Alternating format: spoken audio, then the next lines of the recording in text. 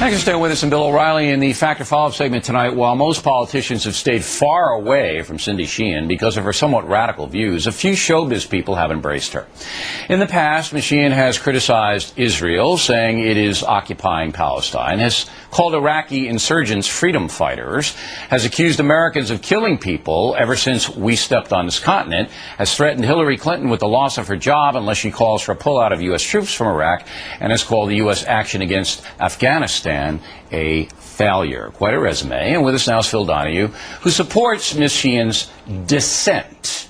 So I'm assuming you don't support all her positions that I just Let's understand what's happening here. Once again, we have a woman who got to be just a little too famous for the people who support this war. A minority of the American population, by the way. And so the effort to marginalize this woman is underway. And you're helping out. I'm the leader of the pack. I'm the leader of the pack. First of all, Cindy Sheehan is one tough mother. And nothing you say or anyone else are going to slow her down. No, that's fine. She has a right to do that. You can't hurt her. She's already taken the biggest punch in the nose that a woman can take. She's lost a son. Oh, okay. She's lost a child. But look, I'm not putting words in her mouth. By the way, she is going to be at the center of one of the largest rallies since the Vietnam War. Proud, patriotic Americans who will show up in Washington this week for one of the most massive, largest demonstrations, protest demonstrations, and we'll cover right outside the president's window. And we'll cover it. Fox is in the business of saying that this woman is somehow saying un-American things, hyperbole. No. Listen to what she's saying. Nobody said she said anything un-American. We say that her positions are radical, and they are radical. Let me tell you what's radical. What's radical is to send more Americans to die in this war, which is a monumental blunder by a president who swaggered us into it with, by the way, the at least tacit approval of the Democratic Party. There's a lot of sin to go around here. What's radical for you? Do you want to send more people to this war? Listen, is that your position? If we cut and run out of there like you want to do, we would be putting every American in 1,000 times more jeopardy than they're in now. We're going to cut and run anyway, Well, Bill. that's your opinion. What's my opinion? American military leaders have said we're going to draw down beginning next year. The difference between drawing down and cutting and running. Well, you're a cut and run guy, and I don't want my family in danger. You want to stay the course, don't you? Look. Here's what I want to do. I want to give the Iraqis a chance to train their army so they can defeat these people who are trying to turn it into a terrorist state. Bill. That's what I want to do. Bill. Go. Iraq was not a terrorist state. Oh, no. I hope I don't patronize you for saying guy. He was just a great guy. Saddam was a bastard, but he was our bastard. He wasn't anybody's. Donald Rumsfeld shook his hand in the 80s. Well, that's great. You saw the pictures. Now, listen. You wouldn't send your children to this war, Bill. My nephew just enlisted in the Army. You don't know what the hell you're talking about. Very good. Congratulations, Steve. Yeah, and he's a patriot, so don't denigrate his service or I'll boot you right off the set. I'm not. That boy made a decision to serve his country. Do not denigrate him or you're out of here. I'm not Jeremy Glick, Billy. That's right. A little bit more intelligence than I'm not somebody you can come and just spew all Don't tell me I wouldn't send my kids. Loud doesn't mean my nephew just enlisted. You don't know what you're talking about. Your nephew is not your kid.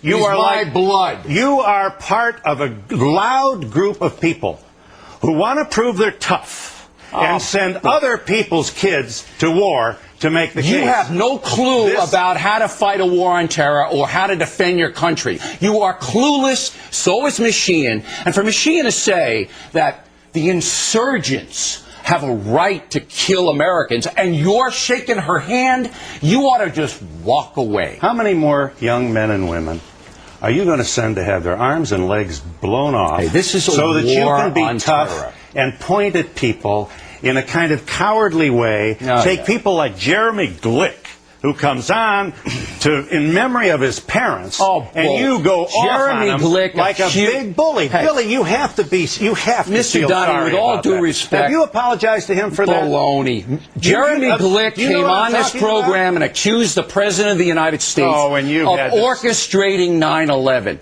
That's what he did. Right after 9/11 happened. Do you know what the pain that brought the families who lost people at 9/11? This war. You buy into left-wing propaganda, and you're a mouthpiece for it. Go ahead. This war is not fair to the American troops. This war is unconstitutional.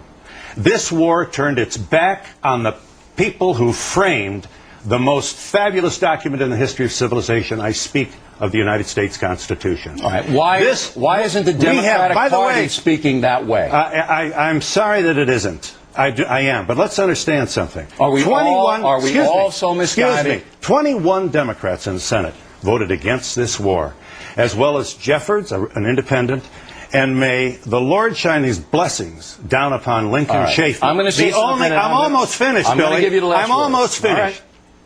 Lincoln Chafee, the only Republican in the Senate to vote against this war. We should be building statues to all these people. October 2002, they stood up to a president, and they knew that, first of all, only Congress can declare war. Why is that unimportant to you, Billy? Listen, why can't you become the patriot that your loud voice proclaims to be and stand behind the Constitution and insist that we never go to war again without the approval and consent of the United States Congress? If they want to take action, they can take action. Now, I'm going to say something. I'm going to give the last word. The Iraq War is not something that I embrace. It absolutely could be a tactical error. All right, just it's hard to know this. Listen to me, and then you're going to have the last word. Not something they embrace. Could be a tactical error, optional war, and we have not waged it the way I had hoped we would wage it. But what? But we are in a war on terror. We are in a war on terror. Our cause is nothing to do with the war on terror. Yes, it does. And if you don't understand geopolitics, if you don't understand Iraq would be a terrorist state if we pulled out of there, and you don't know anything. It was poorly planned and poorly executed, but Bill O'Reilly wants to send more kids to fight and die. We've already had almost 2,000. Just let me have the last word. In the last year, two things have doubled. The number of dead American troops in Iraq have doubled from over 1,000 to almost 2,000. You know what else doubled, Billy? The price of Halliburton stock from $33 to $66. That doesn't shame you? That doesn't make you wonder whether this is an enterprise that is worth the support of the American people? We need you at this rally on Saturday, Billy. We need you out there in front of it. But to protest. I'm not going to be There is no democracy without dissent. dissent. You should be proud of people who stand up and dissent. I respect your dissent. A lot of fine men went and died to give me that freedom. You got it. I respect your dissent.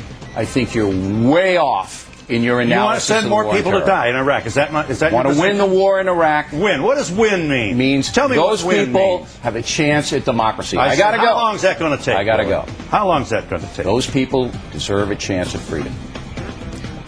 Thank you for coming in. Right back with an unbelievable story, the growing theory that the flooding of New Orleans was a plot against blacks. Moments away.